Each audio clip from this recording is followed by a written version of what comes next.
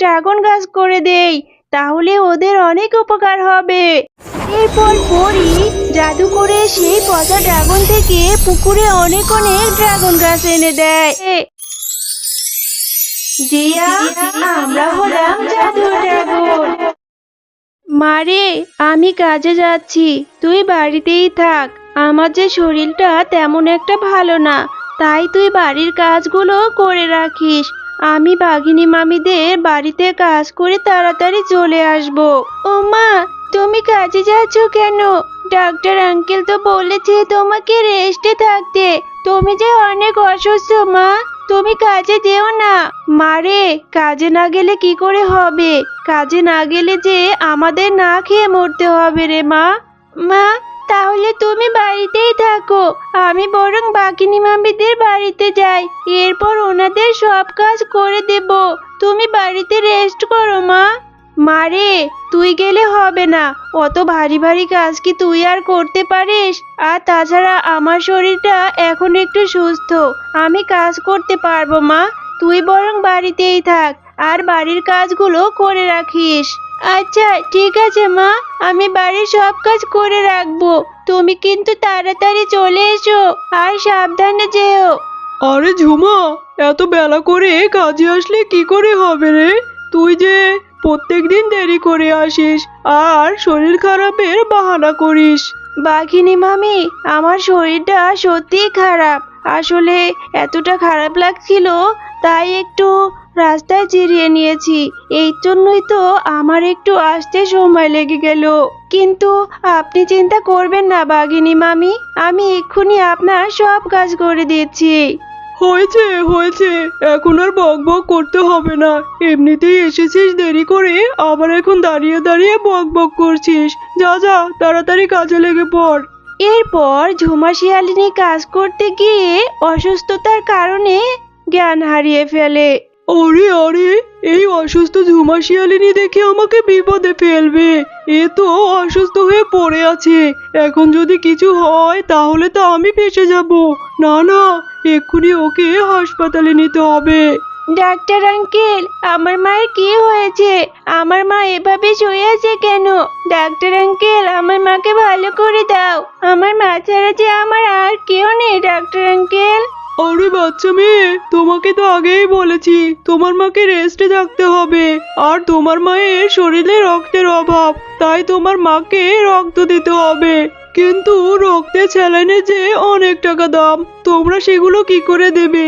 তাই বরং তোমার মাকে বেশি বেশি ড্রাগন ফল খাও, এতে তোমার মায়ের রক্ত শূন্যতা কিছুটা হলেও কমবে। ডাক্তার আঙ্কেল যে বলেছে আমার মাকে ড্রাগন ফল খাওয়াতে, কিন্তু আমার কাছে তো কোনোই টাকা নেই। আমি আমার মাকে ড্রাগন ফল কি করে খাওয়াবো? আমি বরং আমার মায়ের কাজের ওইখানে যাই, ওইখানে গিয়ে দেখি কিছু টাকা পাওয়া যায় কিনা বাঘিনী মামির কাছে। বাঘিনী মামি, আমার মা যে খুব অসুস্থ। আমার মা তো আপনাদের বাড়িতে কাজ করেছে, আমার মায়ের জন্য ওষুধ আর ফল কিনতে হবে। আমাকে কিছু টাকা দিন না, আমার মায়ের জন্য ওষুধ আর ফল কিনবো। আরে জিয়া, তোর মা তো আগে থেকে সব টাকা নিয়ে রেখেছে, আর এছাড়া ঠিক মতো কাজও করেনি। প্রত্যেকদিন কাজে লেট করে এসেছে, আবার আসার পরেও অসুস্থতার কথা বলে কাজ করেনি। তাই আমি তোকে কোনো টাকা দিতে পারবো না। বাঘিনী মামি, দিন না, আপনারা না দিলে আমি কোথায় পাবো? আমার মা যে খুব অসুস্থ, আমার মাকে সুস্থ করতে হবে তো। আরে জিয়া, এখান থেকে যা তো। তোর মাকে সুস্থ করার টাকা কি আমি নিয়ে রেখেছি নাকি? আমি তোকে কোনো টাকা দিতে পারবো না। আমার বাড়ি থেকে এখন চলে যা। বাঘিনী মামি তো আমাকে কোনোই টাকা দিল না। আমি এখন মায়ের জন্য ওষুধ আর ফল কি করে কিনবো? আমি এখন কোথায় যাব? কেউই তো আমাকে সাহায্য করলো না। এখন আমি বরং বাঘা মামাদের দোকানে গিয়ে দেখি।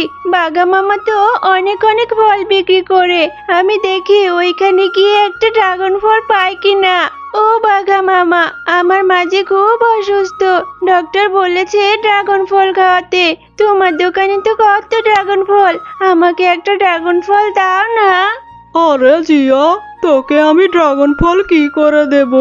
আমার ড্রাগন ফলগুলো তো বিক্রি করে টাকা পেতে হবে রে। আমি তো ব্যবসায়ী লোক, তোকে আমি ড্রাগন ফল দিতে পারবো না। ও বাঘা মামা, তাহলে তুমি আমাকে একটা কাজেই রেখে দাও না, আমি তোমার দোকানে কাজ করে দেব, তার বিনিময়ে আমাকে একটা ড্রাগন ফল দিও। না রে জিয়া, আমার হলো ছোট দোকান, আমার দোকানে কোনো কাজের লোক লাগবে না। এছাড়া আমি তোকে ড্রাগন ফলও দিতে পারবো না। এখন এখান থেকে যা রে।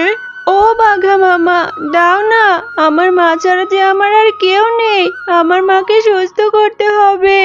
আরে জিয়া, এত করে যেহেতু বলছিস তাহলে শোন, ওই যে নিচে একটা ড্রাগন ফল পড়ে আছে, একটু পচে গেছে কিন্তু কোনো সমস্যা নেই, একটু ভালো অংশও আছে।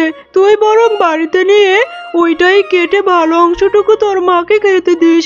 যা যা, ওটাই নিয়ে যা। মা জিয়া, তুই কোথায় গিয়েছিলি রে মা? সারাটা দিন অসুস্থতার কারণে আমি উঠতেও পারিনি, তোকে খুঁজতেও পারিনি, তুই কোথায় গিয়েছিলি রে মা? মা, আমি যে সারাদিন অনেক জায়গায় গিয়েছি, তোমার ওষুধ আর ফলের জন্য টাকা খুঁজেছি, কিন্তু কেউ আমাকে টাকা দেয়নি। অবশেষে বাঘা মামা আমাকে এই ড্রাগন ফলটা দিয়েছে মা। এই ড্রাগন ফলটা থেকে তোমাকে ভালো অংশটুকু কেটে দেই আমি। মারে, এই ড্রাগন ফলের মধ্যে তো কোনো ভালো অংশ নেই, এটা তো একবারে পচে গেছে, আর কি দুর্গন্ধও আসছে। মারে, তুই আমার জন্য এত ছোট হয়েও এত কষ্ট করছিস, আর আমি হয়েছি অভাগী, তোর জন্য আমি কিছুই করতে পারছি না রে মা।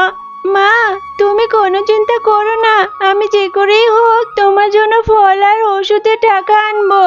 না রে মা, তোর আর এত কষ্ট করতে হবে না, আমি তোর কষ্ট যে আর দেখতে পারছি না, আর তাছাড়া আমারও তো বয়স হয়েছে, আমি বা কতদিনই আর বাঁচবো।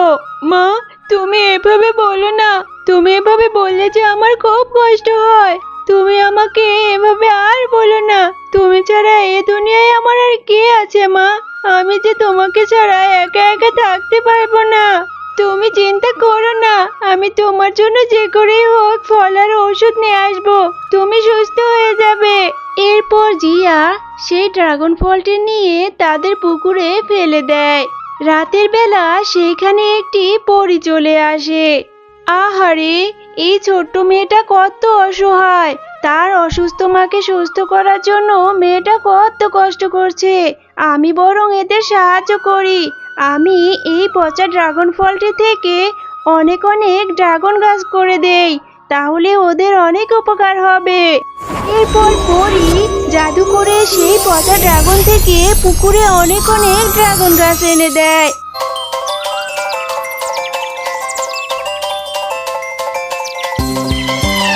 আরে, এটা আমি কি দেখছি? আমাদের পুকুরে দেখি কত কত ড্রাগনের গাছ হয়েছে। আমি কাল যেখানে পচা ড্রাগনটি রেখেছিলাম সেইখানে তো অনেক অনেক ড্রাগন ফলের গাছ হয়েছে। জিয়া, আমরা হলাম জাদুর ড্রাগন, আমাদের একটি পরী জাদু করে তোমাদের উপহার দিয়েছে। তোমরা অনেক সৎ আর ভালো দেখে পরীটা তোমাদের সাহায্য করেছে। শোনো মেয়ে, এই গাছের ড্রাগন ফল কখনো শেষ হবে না, তুমি তোমার মাকে এই গাছ থেকে ড্রাগন ফল নিয়ে খাওয়াতে পারো, এতে তোমার মা সুস্থ হয়ে যাবে। আবার এই গাছ থেকে ড্রাগন ফল নিয়ে তোমরা বাজারে বিক্রিও করতে পারবে, এতে তোমাদের আর কোনো অভাব থাকবে না। আরে জাদু ড্রাগন গাছ, তুমি সত্যি বলছো? তাহলে তো অনেক ভালো হবে, আমার মাকে আর কষ্ট করে কোনো কাজ করতে হবে না। আমার মা যে অনেক অসুস্থ, এই ড্রাগন খেলে আমার মা সুস্থ হয়ে যাবে, আবার এই গাছের ড্রাগন বিক্রি করে আমাদের সংসারটা ভালোভাবে চলেও যাবে। তোমাকে অনেক অনেক ধন্যবাদ জাদু ড্রাগন গাছ। তবে শোনো মেয়ে, তোমরা কখনোই বাঘিনীদের মতো অহংকার করবে না, আর এই গাছের ড্রাগন তোমরা নিজেদের প্রয়োজনে খাবে ও বাজারে বিক্রি করবে। এছাড়া অসহায় দরিদ্র পশুদের তোমরা সাহায্য করবে, এতে করে সবাই অনেক ভালোভাবে জীবন পার করতে পারবে। তুমি ঠিকই বলেছো জাদু ড্রাগন গাছ, আমি এখন থেকে এই গাছের ড্রাগন অসহায়দের মাঝে বিনামূল্যে বিতরণ করব আর আমার মাকে খেতে দেব, এতে আমার মা সুস্থ হয়ে যাবে। এরপর জিয়া সেই গাছ থেকে ড্রাগন নিয়ে তার মাকে খাওয়ায় আর তার মা পুরোপুরি সুস্থ হয়ে যায়। আর সেই গাছের ড্রাগন তারা বাজারেও বিক্রি করে, এতে করে তাদের আর অভাব থাকে না। তারা মা ও মেয়ে সুখে শান্তিতে জীবন পার করতে থাকে।